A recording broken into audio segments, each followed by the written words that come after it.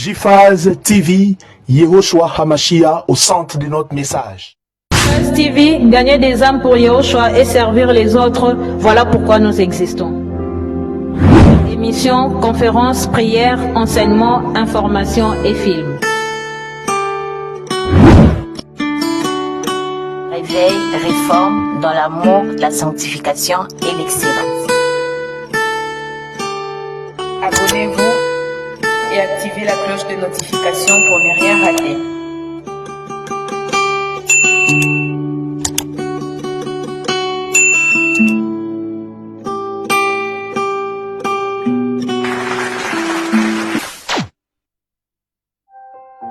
Surnaturel est le naturel pour toi, mon Dieu. Nous le voulons en ce lieu. Surnaturel est le naturel pour toi, mon Dieu. Nous le voulons en ce lieu. Surnaturel est le naturel pour toi, mon Dieu. Nous le voulons en ce lieu. Surnaturel est le naturel pour toi, mon Dieu. Nous le voulons en ce lieu. Et surnaturel est le naturel pour toi, mon Dieu. Nous le voulons en ce lieu. Surnaturel est le naturel pour toi, mon Dieu. Et nous le voulons en ce lieu. Que ton onction descende sur moi. Que ton onction descende sur moi. Que ton onction descende sur nous. Que ton onction descende sur nous. Continue de prier. Ne t'arrête pas. Et la salabra. Oh Adonai. Merci.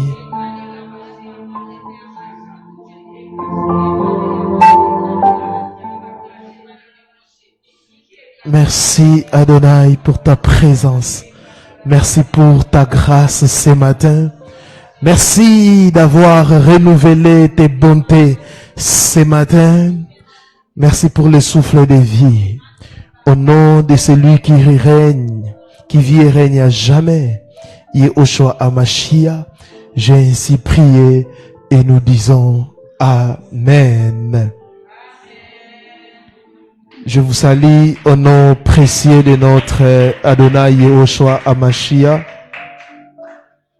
Je salue nos bien-aimés qui nous suivent sur Internet. Que le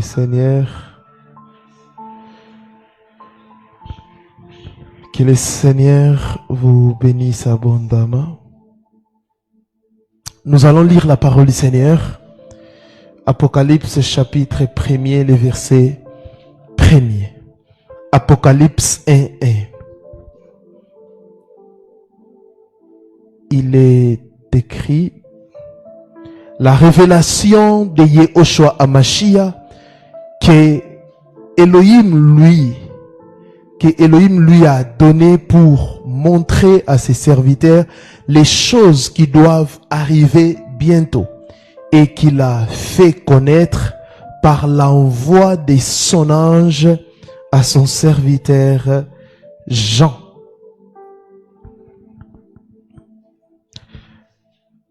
Comme annoncé, les thèmes que nous allons partager ce matin, l'eschatologie.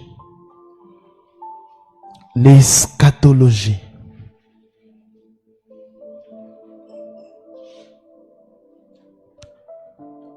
Et bien-aimés dans le Seigneur, l'eschatologie est le terme utilisé en théologie systématique pour signifier l'ensemble des doctrines et des croyances portant sur les sorts ultimes de l'homme après sa mort. Là, c'est l'eschatologie individuelle. Et sur celui de l'univers après sa disparition, l'eschatologie universelle. Je le répète, l'eschatologie est le terme utilisé en théologie systématique pour signifier l'ensemble des doctrines et des croyances portant sur les sorts ultimes de l'homme après sa mort. Là, c'est la première dimension, l'eschatologie individuelle. Et sur celui de l'univers après sa disparition, eschatologie universelle. Bien aimé, un jour, l'univers va disparaître, ce monde va disparaître. J'aimerais dire aux gens qui sont en train d'hypothéquer leur foi à cause des plaisirs éphémères, à cause de ce monde qui sera détruit bientôt, car les signes que la Bible a indiqués par rapport aux événements qui va, n'est-ce pas, précéder la venue de notre Seigneur Yahushua HaMashiach, bien aimé, à 90%, nous sommes déjà en train de vivre ces signes. Et si vous êtes en train de rêver, si vous n'avez pas la mentalité de l'éternité, bien aimé, vous pouvez hypothéquer votre foi à cause des plaisirs de ce monde. Aujourd'hui, avec la montée de l'iniquité, aujourd'hui, avec des nouvelles technologies de l'information et de la communication, tout est mis en place pour que l'homme puisse pécher. Et c'est pour cela que j'ai parlé avec un pasteur hier. Je lui disais, à l'époque, on ne pouvait pas parler de l'infidélité des femmes. Mais aujourd'hui, selon les statistiques, l'infidélité des femmes dépasse même l'infidélité des hommes. Nous sommes au temps de la fin. Bien-aimé, n'accepte jamais de perdre ta couronne. N'accepte jamais d'hypothéquer ta foi à cause des plaisirs éphémères. Je suis ton pasteur. Je ne peux pas. Je ne suis pas omniprésent. Je ne marche pas avec toi. Mais la Bible dit que nous puissions avoir une bonne conscience devant Elohim, mais aussi devant les hommes.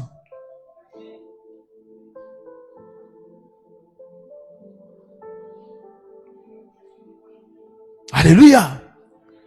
Et dans les méditations ou l'enseignement qui commence aujourd'hui, je vais plus parler de l'eschatologie universelle. En termes très simples, l'eschatologie concerne l'étude de tout ce qui a trait à la fin des temps. Tout ce qui a trait à la fin des temps.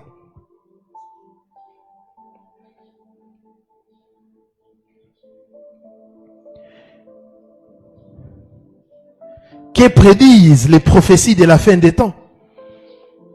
Que prédisent les prophéties de la fin des temps? La Bible a beaucoup de choses à dire sur la fin des temps. La Bible a beaucoup de choses à dire sur la fin des temps.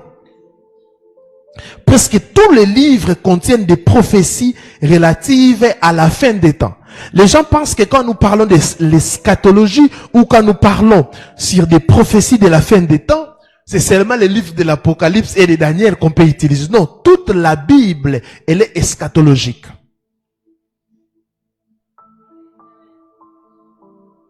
Il est difficile de les citer et de les classer toutes. Voici un très bref résumé de ce que la Bible dit des temps de la fin.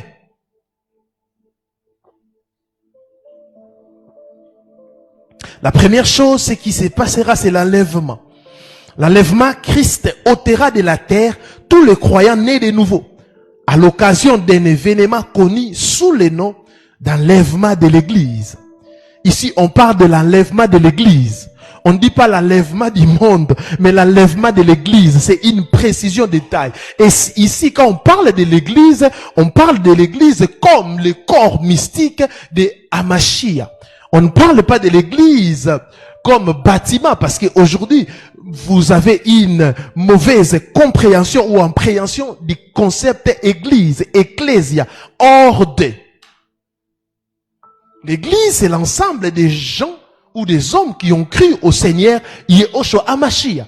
Et quand on parle de l'enlèvement, ça concerne l'église. C'est l'église qui sera enlevée. C'est-à-dire des gens qui ont cru au Seigneur Yeshua HaMashiach et qui marchent dans la sainteté. Et après ça, l'événement qui se passera encore, c'est devant le trône du jugement de Christ. Ces croyants recevront une récompense pour leurs bonnes œuvres et leurs services fidèles au cours de leur vie sur terre, ou perdront ces récompenses, mais pas la vie éternelle, à cause de leur marque de service et d'obéissance. Plusieurs personnes vont perdre leurs récompenses. Ce sont des gens qui ont cru au Seigneur Yeshua HaMashiach, mais qui ne servent pas le Seigneur, qui ne pratiquent pas de bonnes œuvres. Ils vont perdre leur récompense. Pas la vie éternelle, mais ils vont perdre leur récompense. Ils n'auront pas de récompense. Mais les gens qui ont cru au Seigneur Yeshua HaMashiach et qui l'ont servi, évangélisé et pratiqué de bonnes œuvres, ces gens de personnes recevront une couronne, des récompenses. Ô Père Céleste, enseigne-nous ta parole concernant la fin des temps au nom de Yeshua HaMashiach. Amen. Mais avant de continuer à dire un mot, sur la suite des événements eschatologiques, j'aimerais d'abord répondre à une question.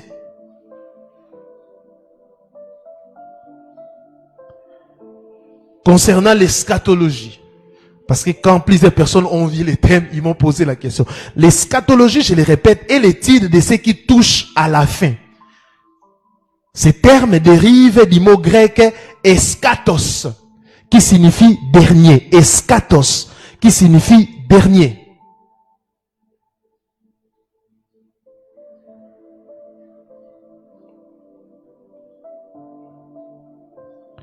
Eschatos, qui signifie dernier. Et en théologie, il s'agit généralement de ce qui touche à la fin du monde. Et de l'humanité à la destinée de l'humanité, au second avènement de Christ et au jugement dernier. En théologie, il s'agit généralement de ce qui touche à la fin du monde et de l'humanité à la destinée de l'humanité, au second avènement de Christ et au jugement dernier. De ces faits, pourquoi l'eschatologie est-il importante pour nous, chrétiens?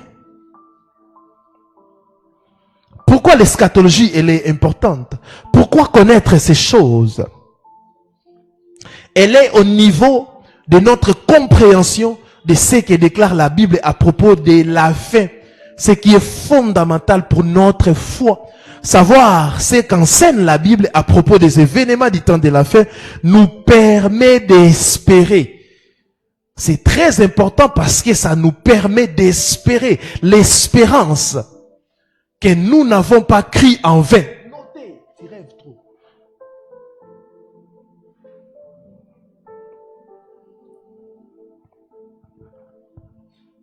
Ça nous permet d'espérer. Il y a l'espérance.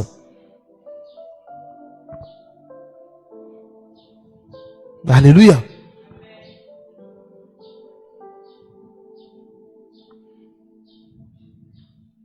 Avec cette espérance, notre vision de l'avenir avec Elohim prend forme. Vous savez, si le Seigneur n'avait pas donné des prophéties concernant la fin du monde, la fin du temps, avec des souffrances que nous sommes en train d'endurer, plusieurs personnes allaient abandonner. C'est pour nous donner espoir. Que ce n'est pas seulement sur cette terre que nous allons vivre. Un jour, nous aurons la consolation. Cette espérance nous incite à confier notre vie à notre Créateur et à pratiquer ses commandements. L'espérance est l'un des éléments clés de la foi. Et la Bible parle beaucoup de cette qualité chrétienne. Et dans l'Ancienne Alliance, les psaumes nous exhortent souvent à espérer en Elohim, en sa parole et à sa miséricorde. Psaume 130, le verset 7e, le verset 5e aussi. Psaume 147, le verset 11e. Dans le même ordre d'idées, il est écrit: béni soit l'homme qui se confie dans l'Éternel et dont l'Éternel est l'espérance. Jérémie chapitre 17, le verset 7e. Ô Père Céleste, merci de nourrir notre foi et notre espérance par ta parole qui parle des événements eschatologiques. La deuxième question: quelle est la chronologie de l'événement? Quelle est la chronologie de la fin des temps? Quelle est la chronologie de la fin des temps? La chronologie. Voici l'approche pré-tribulationniste de l'eschatologie. Nous croyons à ça. Je vous ai déjà enseigné sur cette église pendant une retraite. Il est temps. Le thème c'était il est temps. Qu'il y a 3 courants concernant la tribulation. Il y a le pré-tribulationnisme. Nous croyons à ça. Cette théorie suggère que l'église sera enlevée avant la grande tribulation, lui permettant d'échapper à cette période de souffrance. Nous croyons à ça. Et nous avons aussi parlé sur les mi-tribulationnisme et défendre l'idée selon laquelle que l'église passera la première moitié de la tribulation, 3 ans et demi. Ils disent que l'église doit être testée pour qu'il soit fidèle à Elohim dans la diversité. Et nous avons les post-tribulationnismes. À l'inverse, les post-tribulationnistes croient que les chrétiens devront traverser la grande tribulation. Et pendant la retraite, j'avais beaucoup insisté et j'ai donné des versets bibliques et j'ai donné des raisons pourquoi nous croyons aux pré-tribulationnistes. Cette approche c'est une approche plutôt qui proclame que l'enlèvement de l'église aura lieu avant la tribulation. Alléluia. Le Seigneur, comme il a fait dans l'arche de l'alliance, il a préservé Noé et sa famille avant de frapper l'humanité. Alléluia. Le Seigneur aussi, avant de frapper l'humanité, il reprendra son église. Il prendra son épouse. Il ne peut pas laisser son épouse passer par la tribulation. Alléluia. Noé n'a pas vécu le déluge. Alléluia. L'arche de l'alliance, c'est l'arche, c'est la préfiguration de l'œuvre de la croix, mais aussi c'est la préfiguration de l'enlèvement. Avant de frapper, Yahweh a dit à Noé de construire l'arche. De ce point de vue, voici l'ordre des événements de la fin des temps que la Bible révèle. Bien-aimés, nous sommes à la dernière heure. Dans Actes chapitre 2, nous voyons là l'inauguration des derniers jours. L'apôtre Pétros l'a dit. Ce que nous sommes en train de vivre, c'est ce que le Seigneur a prédit dans Joël, que dans les derniers jours, je répandrai de mon esprit sur toute chair. Et depuis Actes chapitre 2, nous sommes en train de vivre les derniers jours. Mais Pierre nous parle aussi de la dernière heure. Il n'aura combien de minutes? 60 minutes. Donc nous sommes en train de vivre la dernière heure. Nous attendons minuit. Au milieu de la nuit, une voix. Peut-être nous sommes en train de vivre les dernières secondes ou la dernière seconde.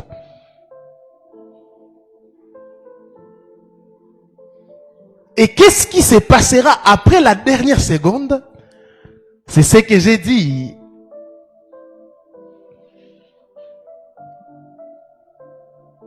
Il nous voit.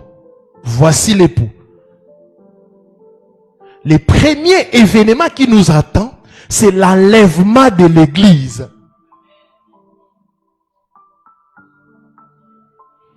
Vous savez, l'église finitive a perdu la mentalité de l'éternité. Le Mashiach vient de nier pour enlever tout ce qui se confie en lui. 1 Corinthiens 15, 52. En un instant, en un clin d'œil, à la dernière trompette, la trompette sonnera et les morts ressusciteront incorruptibles et nous serons changés.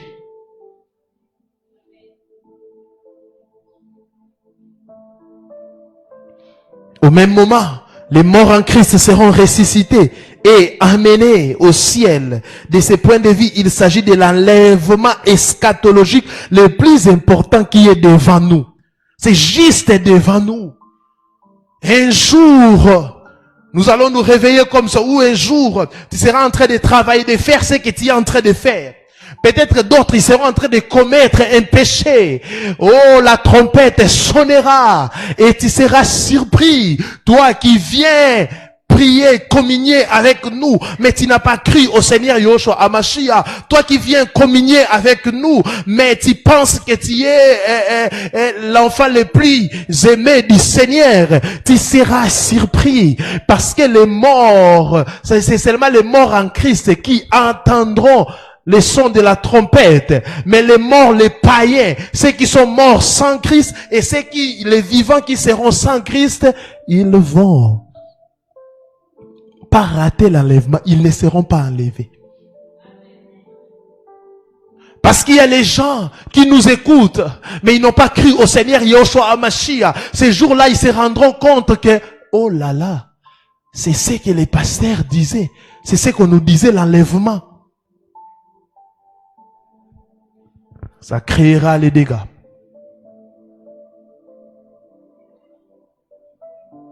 La première venue de Yahushua comme agneau, il y avait des morts. Le roi Hérode a ordonné qu'on puisse tuer les enfants. Dans sa venue aussi comme époux. Parce que ça ne sera pas sa venue.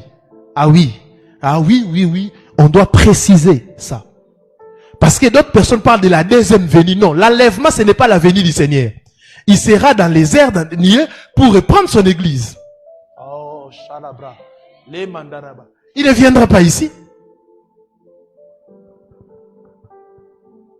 Dans l'enlèvement aussi, il y aura des morts, il y aura des accidents, il y aura des troubles partout. L'enlèvement est imminent.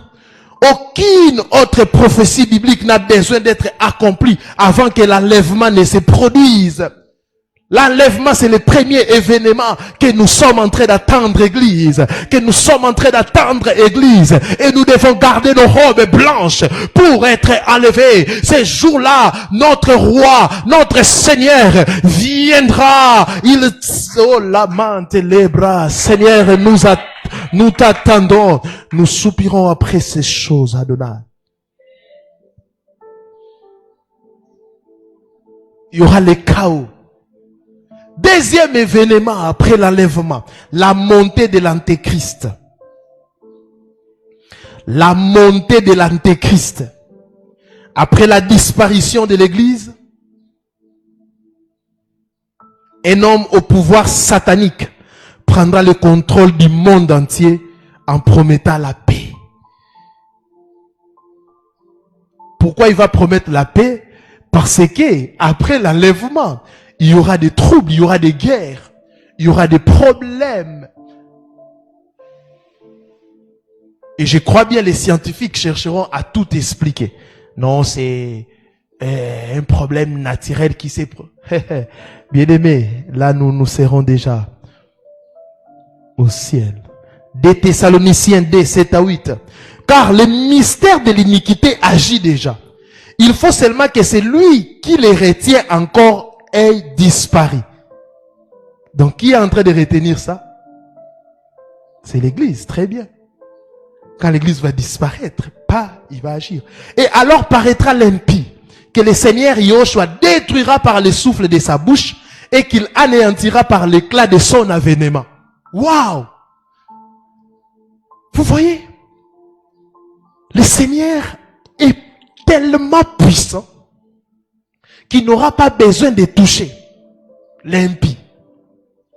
Il va le détruire par le souffle de sa bouche. Et qu'il anéantira par l'éclat de son avènement. Ce sera seulement l'éclat de son avènement qui va anéantir l'impie. Apocalypse 13, le verset 1er. Et il s'était sur les sables de la mer. Puis, j'ai vu monter de la mer une bête qui avait 10 cornes et 7 têtes. Et sur ces cornes, 10 diadèmes. Et sur ces têtes, des noms de blasphèmes. Voyez? Donc après l'enlèvement, la montée de l'antéchrist. Daniel chapitre 9, le verset 27e. Daniel 9, 27e. Il fera une solide alliance avec plusieurs pour une semaine. Et durant la moitié de la semaine, il fera cesser les sacrifices de l'offrande. Les dévastateurs commettra les choses les plus abominables jusqu'à ce que la ruine et ce qui a été résolu fondent sur les dévastateurs. Et l'antéchrist, il sera aidé par un autre homme appelé le faux prophète, qui dirigera un système religieux exigeant l'adoration de l'antéchrist. Exigeant l'adoration de l'antéchrist. Donc l'antéchrist et les faux prophètes vont créer un système religieux exigeant l'adoration de l'antéchrist. Apocalypse 19, le verset 20e. Et la bête fut prise, et avec elle le faux prophète qui avait fait devant elle les prodiges par lesquels il avait séduit ceux qui avaient pris la marque de la bête et adoré son image. Ils firent tous les deux jetés vivants dans les temps ardents des feux et des soufres. Ici, je suis en train d'expliquer d'une manière générale, parce que vous savez déjà, j'ai déjà expliqué ces choses, même à ce qui concerne la marque de la bête. Après, la troisième chose, la tribulation. La tribulation. Période de 7 ans au cours de laquelle le jugement d'Élohim est déversé sur l'humanité pécheresse. Période de 7 ans au cours de laquelle le jugement d'Élohim est déversé sur l'humanité pécheresse. Apocalypse 6, le verset 16e. Apocalypse 6, 16.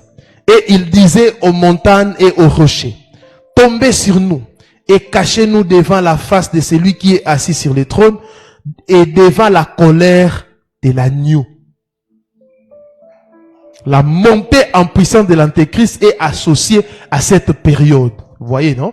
La montée en puissance de l'antéchrist est associée à cette période. Donc, après l'enlèvement, qu'est-ce que nous allons vivre? La tribulation. Et la tribulation, il y aura la montée en puissance de l'antéchrist. Et avec les faux prophètes, ils vont établir un système religieux poussant les gens à adorer l'antéchrist. Et pendant la tribulation, comme je l'ai dit, sur terre, pendant la tribulation sur terre, l'église sera au ciel. Et moi, je pense qu'à cette époque, quand nous serons au ciel après l'enlèvement, qu'est-ce qui arrivera? Il y aura les tribunaux du Christ et les repas des noces de l'agneau se dérouleront au ciel. Pendant que l'humanité sera châtiée, punie, pendant que la colère d'Élohim, pendant que Élohim va déverser sa colère sur l'humanité, qu'est-ce qui se passera au ciel? il se déroulera les tribunaux du Christ et les repas des noces de l'agneau. 2 Corinthiens 5, le verset 10e. 2 Corinthiens chapitre 5, le verset 10e. Car il nous faut tous comparaître devant les tribunaux de Christ, afin que chacun reçoive selon les biens ou les mal qu'il aurait fait étant dans son corps. Vous voyez? Les tribunaux. La Bible dit, car il faut que tous comparaître devant les tribunaux de Christ, afin que chacun reçoive selon les biens ou les mal qu'il aurait fait étant dans son corps. Nous allons rendre compte de tout ce que nous faisons. Nous allons rendre compte, nous rendrons compte devant les tribunaux de Hamashia. Apocalypse 19, 6 à 10. Apocalypse 19, 6 à 10. Et j'entendis comme une voix d'une foule nombreuse, comme un bruit de grosses eaux, et comme un bruit de fort tonnerre, disant, Alléluia, car le Seigneur notre Elohim Tout-Puissant est entré dans son règne. Réjouissons-nous et soyons dans l'allégresse, et donnons-lui gloire, car les noces de l'agneau sont venues. Les noces de l'agneau sont venues, et son épouse s'est préparée, son épouse l'église, et il lui a été donné de se revêtir d'un fin éclatant, pur, car les fins ce sont les œuvres justes des saints. Oh là là! Et l'ange me dit, écris, errez ceux qui sont appelés au festin des noces de l'agneau. Vous voyez ce qui nous attend après l'enlèvement? Et il me dit, ces paroles sont les véritables paroles d'Elohim. Et j'ai tombé à ses pieds pour l'adorer. Mais il me dit, garde-toi de les faire. Je suis ton compagnon de service et c'est lui de tes frères qui ont les témoignages de Yehoshua. Adore Elohim, car le témoignage de Yehoshua est l'esprit de la prophétie. Vous voyez, le véritable ange ne peut jamais te pousser à l'adoration. Alléluia, alléluia. On ne s'agenouille pas, on n'adore pas un ange. Alléluia. Le véritable ange te poussera à adorer Elohim. L'ange révèle à Jean des choses. Ce qui se passera après l'enlèvement, il y aura la noce la noce de l'agneau, et il y aura les tribunaux de Christ. Et Jean était tellement, je sais pas, joyeux, il tremblait, je sais pas qu'est-ce qu'il avait pris, il a voulu adorer. La Bible dit, et j'ai tombé à ses pieds pour l'adorer, mais l'ange a refusé. Non, adorer Yehoshua Hamashia, adorer Yehoshua Hamashia. Moi, je suis ton compagnon de service, mais je ne suis pas ton Elohim. Adore ton Elohim, Yehoshua Hamashia. Seigneur Yehoshua Hamashia, augmente notre capacité de comprendre l'ordre des événements eschatologiques. Merci de continuer à préparer ton église à l'enlèvement. Après ces choses, nous allons vivre encore un événement, la bataille de Gog et Magog. La bataille de Gog et Magog. Dans la première partie de la tribulation, dans la première partie, c'est-à-dire, quand on dit la première partie, la tribulation c'est 7 ans, 3 ans et demi, 3 ans et demi. Quand je dis la première partie de la tribulation, c'est-à-dire, ce sont les 3 ans et demi. Une grande armée venue du nord, en alliance avec plusieurs autres pays du Moyen-Orient et d'Afrique, attaque Israël et est vaincu par l'intervention surnaturelle d'Elohim. Ézéchiel 38, Ézéchiel les chapitres 38 et les chapitres 39. Lisez ça. Même dans vos maisons, lisez ça, vous allez comprendre la bataille de Gog et Magog. Plusieurs personnes enseignent sur l'eschatologie, mais ils mettent toujours en exergue la bataille d'Armageddon. Mais plusieurs personnes ne parlent pas de la bataille de Gog et Magog. Ah oui, lisez Ézéchiel 38 et 39, vous allez voir. Dans la première partie, une grande armée venue du nord, en alliance avec plusieurs autres pays du Moyen-Orient et d'Afrique aussi. Ils vont attaquer Israël. Mais ils seront vaincus par l'intervention surnaturelle d'Élohim. Ils seront vaincus. Et la bataille de Gog et Magog est un événement eschatologique décrit dans les écritures hébraïques. Comme j'ai dit, Ézéchiel chapitre 38 et le chapitre 39e. Même dans l'Apocalypse des gens, qui se réfère à la lutte finale cosmique entre les biens et les mal, menée par Gog, prince des Magog, contre le peuple d'Israël, et impliqua une armée venue du nord et des nations environnantes, culminant dans une intervention divine. Certains commentateurs situent cette bataille juste avant le début de la tribulation. Voilà ce qui s'est passé. Une autre chose, je crois que c'est la 6e chose ou 5e, l'abomination de la désolation. L'abomination de la désolation. À mi-parcours de la tribulation des 7 ans, l'Antéchrist rompt son alliance avec Israël et montre son vrai visage.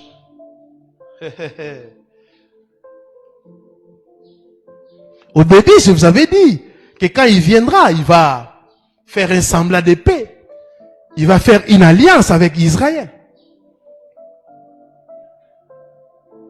Mais à mi-parcours de la tribulation de 7 ans, l'Antéchrist rompt son alliance avec Israël et montre son vrai visage. Les Juifs sont dispersés et beaucoup d'entre eux se tournèrent vers le Seigneur, réalisant que Yahushua est leur sauveur. J'aimerais vous dire une chose ici. L'abomination de la désolation, il y a plusieurs interprétations. D'autres personnes pensent que Israël va reconstruire les temples et l'Antéchrist va aller s'asseoir au lieu très saint pour profaner. Et le peuple d'Israël n'acceptera pas ça. Et le peuple d'Israël va combattre, n'est-ce pas, qui? L'Antéchrist. D'autres pensent que ça n'a rien à voir avec la reconstruction du temple, mais l'Antéchrist va rompre, n'est-ce pas, son alliance avec Israël. Une grande persécution éclate contre tous ceux qui croient en Christ. Daniel 12, 11. Depuis le temps où cessera le sacrifice perpétuel et où sera dressée l'abomination du dévastateur, il y aura 1290 jours. Marc 13, 14, ça parle toujours de la désolation. Lorsque vous verrez l'abomination de la désolation établie là où elle est, ne doit pas être que celui qui lit fasse attention. Alors que ceux qui seront en Judée fuient dans les montagnes. Apocalypse 12, 17. Et le dragon fit irriter contre la femme. Et il s'en alla faire la guerre au reste de sa postérité, à ceux qui gardent les commandements d'Élohim et qui ont le témoignage de Yahushua. La 7e chose, la bataille d'Armageddon. À la fin de la tribulation, Yahushua revient avec les armées du ciel. Marc 14, 62. Yahushua répondit, je le suis, et vous verrez le Fils de l'homme assis à la droite de la puissance d'Élohim, et venant sur les nuées du ciel. Vous les verrez. Il viendra pourquoi? Uniquement pour Israël. Il sauve Jérusalem de l'anéantissement et défait les armes des nations qui combattent sous la bannière de l'Antéchrist.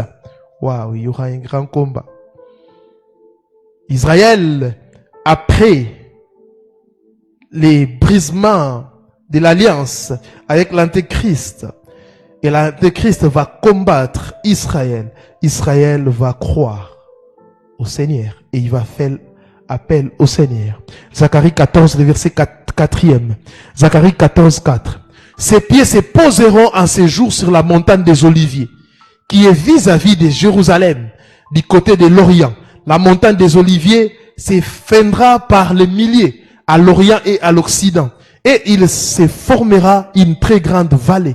Une moitié de la montagne reculera vers les septentrium et une moitié vers le midi. Il reviendra avec puissance. Là où il était monté, il reviendra au même endroit. Et les monts des Oliviers, la montagne des Oliviers, sera divisée en deux. Oh, la puissance. Apocalypse 19, 11 à 21. Puis je vis les ciels ouverts, et voici, parut un cheval blanc. Waouh! Celui qui les montait s'appelle fidèle et véritable. Et les juge et combat avec justice.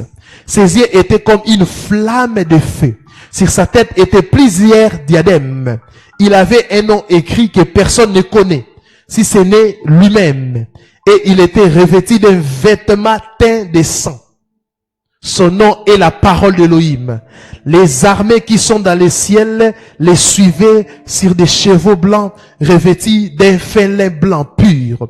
De sa bouche sortait une épée aiguë pour frapper les nations. Il les pètera avec une verge de fer et il foulera la cuve du vin de l'ardente colère d'Élohim tout-puissant. Il avait sur son vêtement et sur sa cuisse un nom écrit: Roi des rois et Seigneur des seigneurs. Et je vis un ange qui se tenait dans le soleil et il cria d'une voix forte, disant à tous les oiseaux qui volaient par les milliers du ciel: venez, et même les oiseaux, rassemblez-vous pour les grands festins d'Élohim, afin de manger la chair des rois, la chair des chefs militaires, la chair des puissants, la chair des chevaux et de ceux qui les montent, la chair de tous, libres, esclaves, petits et grands. Waouh! Et j'ai vu la bête et le roi de la terre et leur armée rassemblés pour faire la guerre à celui qui était assis sur le cheval et son armée. Ils n'ont pas peur. La personne qu'on a décrit, vous le voyez et vous êtes là avec vos armes faire la guerre. Écoutez la suite. Et la bête fut prise. Donc il n'y a pas eu guerre. On l'a récupéré. Et la bête fut prise. Et avec elle les faux prophètes. Ils ont pris leur commandant. Venez! Qui avait fait devant elle les prodiges par lesquels il avait séduit ceux qui avaient pris la marque de la bête et adoré l'image. Ils firent tous les deux jetés vivants dans les temps ardents de feu et de soufre. Et les autres furent tués par l'épée qui sortait de la bouche de celui qui était assis sur le cheval, et tous les oiseaux se rassasièrent de leur chair. Les oiseaux vont les manger. Les rois de la terre. Les gens qui vont régner, séduire les gens. Parce que ils vont s'aimer la terreur. Les gens qui seront ici sur cette terre, après le départ de l'église, ils vont souffrir. L'Antéchrist et les faux prophètes sont capturés et jetés vivants dans les temps de feu. Apocalypse 19, 20. Et la bête fut prise avec elle les faux prophètes qui avaient fait devant elle des prodiges par lesquels il avait séduit ceux qui avaient pris la marque de la bête et adoré son image. Ils firent tous les deux jetés vivants dans les temps ardents des feux et des soufres. Waouh! Vous voyez comment le diable va finir. Vous voyez comment le Seigneur a décrit la manière dont le monde va finir. Il y aura l'enlèvement. L'enlèvement, ce n'est pas la fin du monde, car le monde va continuer après l'enlèvement. Maintenant, après l'enlèvement, nous serons aux noces de l'agneau, un grand festin au ciel, mais aussi le tribunal de Christ, pour que nous puissions rendre compte. Et pendant ce temps-là, il y aura la tribulation. 3 ans et demi, 7 ans. Et les gens qui vont rater l'enlèvement, ils devront payer un prix. Accepter la mort, accepter la persécution pour qu'ils puissent être sauvés. Parce que l'antéchrist et les faux prophètes vont imposer un système. Ils vont contrôler tout le monde à travers la marque de la bête. Tout ce que nous voyons comme disparition des caches, ça prépare la venue, l'apparition de l'antéchrist et les faux prophètes. Parce que ne vous glorifiez pas, ne soyez pas toujours contre la nouvelle technologie de l'information. Oui, c'est aussi pour contrôler tout le monde. Aujourd'hui, avec l'internet, avec la technologie que nous avons, c'est difficile. Parce que même à travers ton téléphone, on peut te repérer là où tu te trouves. Et quand on mettra des puces. Je vous avais expliqué comment cela va se faire. Il dit soit au front, soit où? À la main.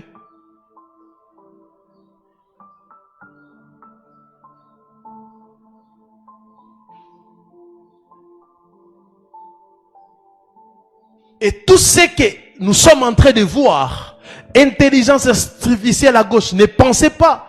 Nous, on l'utilise pour proclamer la parole, pour prêcher Yahushua. Mais les gens qui sont en train de faire ces choses, ils savent ce qu'ils sont en train de faire. Ils sont en train de préparer quelque chose. Jean avait vu qu'on bougeait l'image de la bête. À l'époque, il n'y avait pas de vidéo. C'est pour cela que Jean a écrit ainsi. Mais avec tous, au XXIe siècle, nous comprenons plusieurs prophéties. Comment tout le monde, comment l'humanité tout entière va adorer la bête au même moment? C'est grâce à la télévision, grâce à l'internet. Je prêche ici. Même les gens qui sont aux États-Unis sont en train de me suivre. Les gens qui sont en France sont en train de me suivre. Et on va, ne pensez pas que le monde...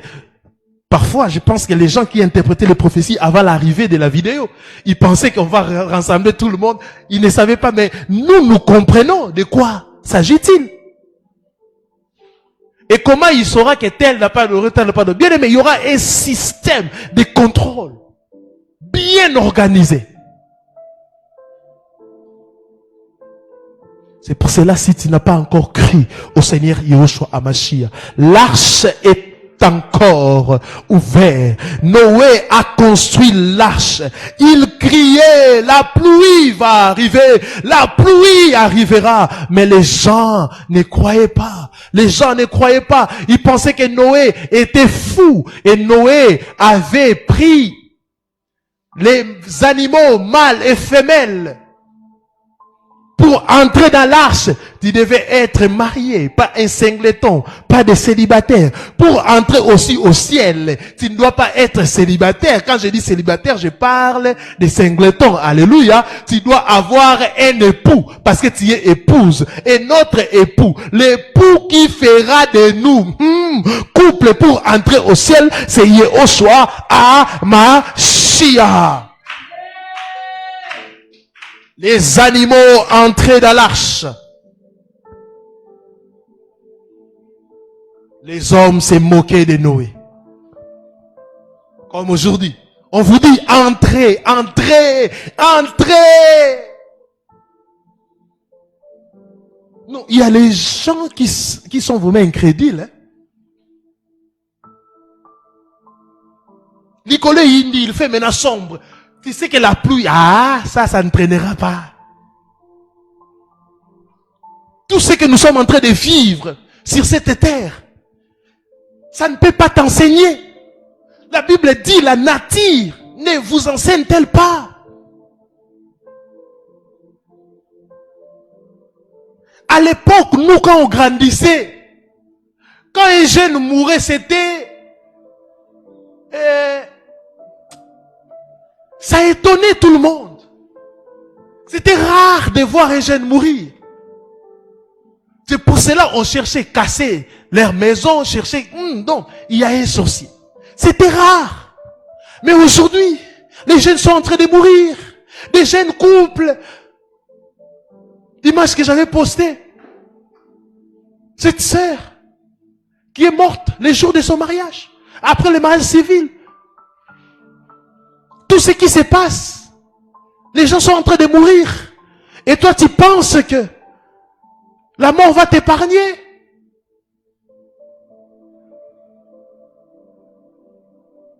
Yahushua revient bientôt, tu penses que c'est un slogan? Mais tu peux mourir.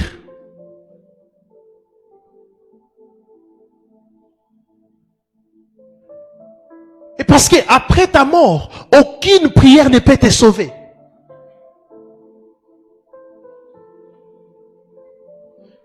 Même si on prend ton corps, ton cercueil, on l'amène ici, ça ne fera rien. Après la mort, dit la Bible, vient le jugement.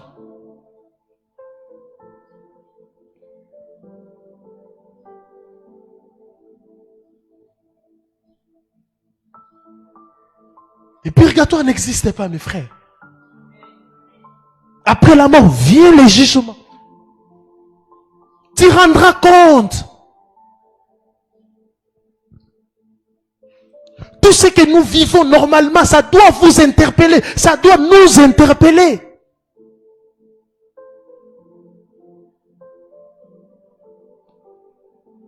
Chaque jour, si vous regardez les médias, si vous ouvrez la connexion, il n'y a que des mauvaises nouvelles.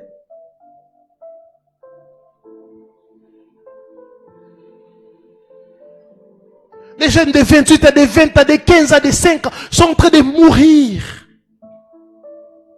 Nous sommes au temps d'histoire. Nous sommes au temps d'histoire. Église, revenons à l'essentiel. Revenons à l'essentiel. Si vous méditez la vie des apôtres, si vous méditez les actes des apôtres, vous allez remarquer 3 choses. Les apôtres proclamaient la mort. Deuxième chose, la résurrection. Troisième chose, et l'avènement, le retour du Seigneur. C'est ça l'essentiel. C'est ça l'essentiel, frère. C'est ça l'essentiel, frère. C'est ça la priorité. Lisez les actes des apôtres, lisez les épîtres pauliniennes. Ça nous parle que de ces 3 choses. La mort de Yahushua HaMashiach, à travers la mort, sa mort, il nous a sauvés. À travers la mort, il a effacé nos péchés. Et la deuxième chose que les apôtres ont proclamé, c'est la résurrection. Il n'est pas seulement mort, il est ressuscité. Oui, après sa résurrection, il est parti. La troisième chose, il reviendra nous chercher. Alléluia, il mettra fin. Bien-aimés, nous devons soupirer après la fin du monde, parce que c'est une consolation pour nous, car dans la nouvelle Jérusalem, il n'y aura pas de pleurs, il n'y aura pas de pleurs, il n'y aura pas de pleurs. Nous serons consolés, bien-aimés, même si nous souffrons dans ces corps de péché, même si nous souffrons, bien-aimés, un jour nous allons vivre dans un endroit où nous n'allons plus pleurer. Ce sera la joie parfaite. Quand nous serons avec Yahushua, nous allons oublier nos souffrances, nous allons oublier les tribulations, nous allons chanter, nous allons les louer, nous allons communier ensemble avec lui.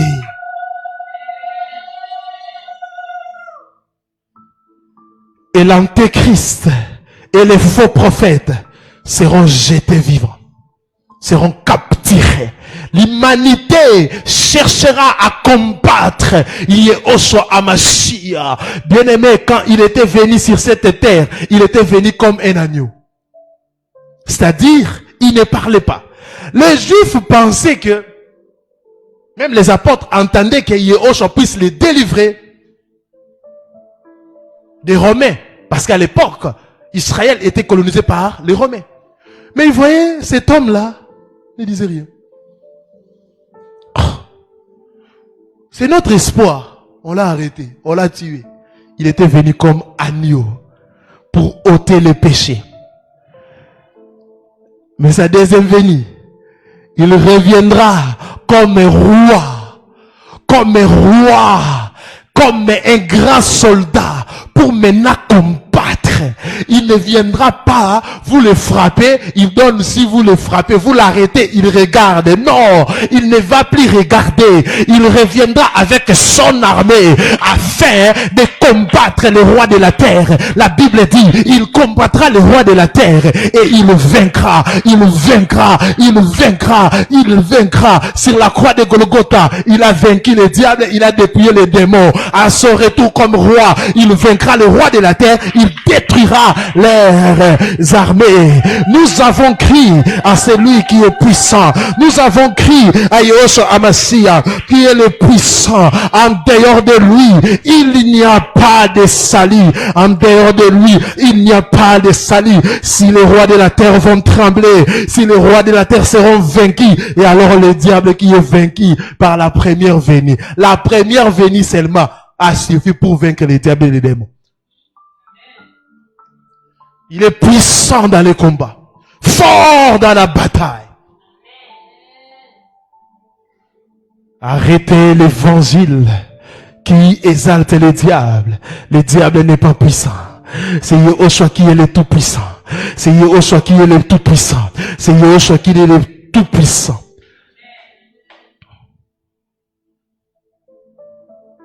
Oh, Rakazakarabra. Oh, la Sayabrayabasha.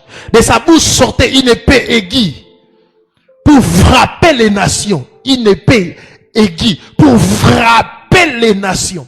Il les pètera avec une verge de fer. Ils auront la force de frappe. Et il foulera la cuve du vin de l'ardente colère de l'homme le Tout-Puissant. Il avait sur son vêtement et sur sa cuisse écrit Roi des rois et Seigneur des seigneurs. Roi des rois et Seigneur des seigneurs. Roi des rois et Seigneur des seigneurs. Yahushua détient la victoire. C'est lui qui gagnera la bataille. C'est lui. Si tu es dans une loge satanique où on est en train de te mentir que c'est Satan qui va gagner la bataille, bien aimé, on est en train de te mentir.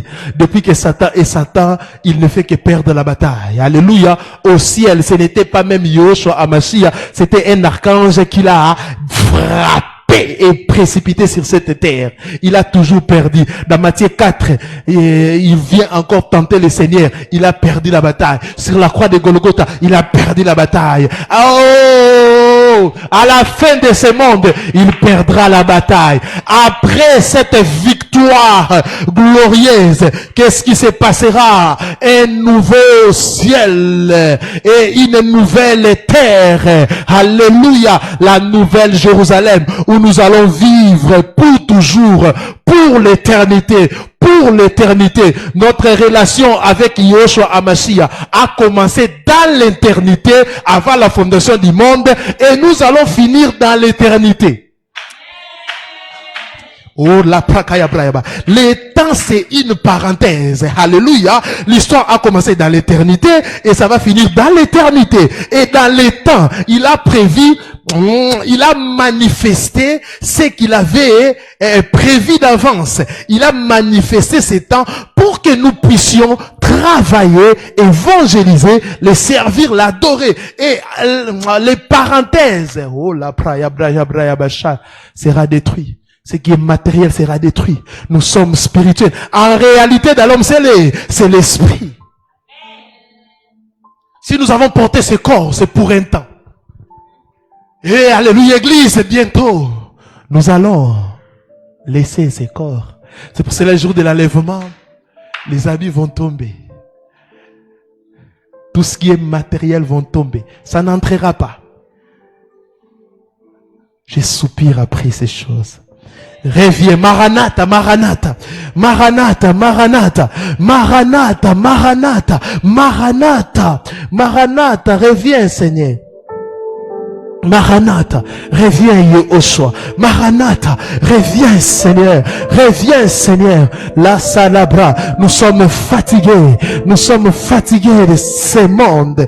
Reviens nous sauver. Maranatha, Maranatha. Église, est-ce que nous pouvons prier? Église, est-ce que nous pouvons prier? Église, est-ce que nous pouvons prier? Église, est-ce que nous pouvons prier? Église, est-ce que nous pouvons prier? Maranatha, Maranatha, Maranatha, Maranatha, reviens Seigneur Yehoshua, reviens Seigneur Yehoshua, reviens Seigneur Yehoshua, reviens Seigneur Yehoshua, reviens, oh Rabasakara Brayabasha,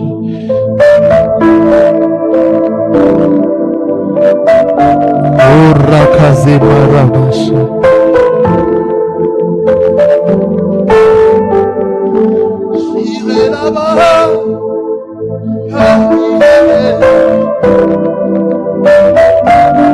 Comme au temps de Noé, il a construit l'arche.